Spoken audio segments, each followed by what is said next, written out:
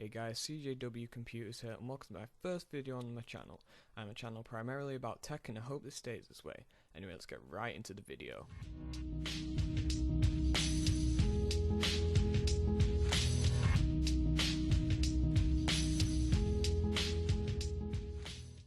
So, this video, as you've read by the title, is about a £500, well £520 at the price of this video, gaming system. This PC will kick the ass of any pre-built system you can find at this price point.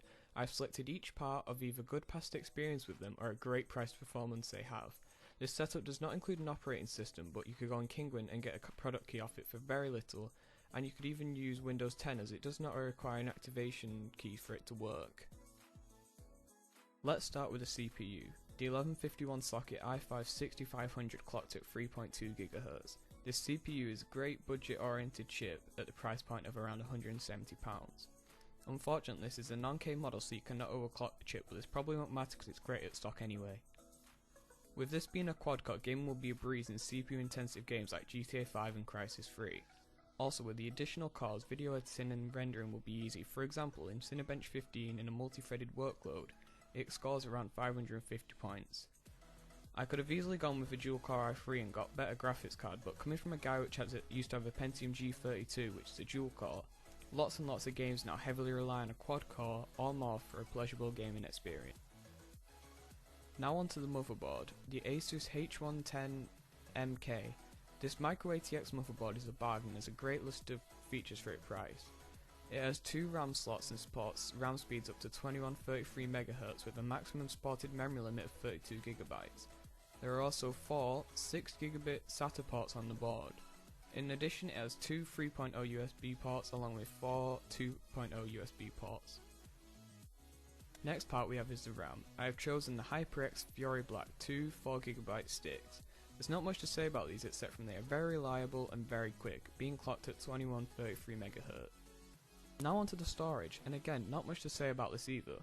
I've chosen a 1TB Western Digital Caviar Blue because they are very reliable and have a very good price to storage comparison. I could have easily included an SSD instead of a hard drive, but in my opinion I prefer having a large storage size for my games and videos compared to a fast OS. However, you can purchase a nice SSD down the line to go along with your computer. This would be one of the first things I would upgrade. So, the graphics card. There was really only one option at this point, and this was to get the GTX 960. The model I chose was the Gigabyte GeForce GTX 960, the 2GB model. This along with the other PC parts are a great value component. The Gigabyte model I've chosen is clocked at 1.2 GHz, which is a nice factory overclock. The video output is that there are 2 dual-link DVI connectors along with 3 display ports and 1 HDMI. To power this system, I have gone with the EVGA 500W 80+ bronze power supply. This PSU will be plenty to power this system with some wattage to spare.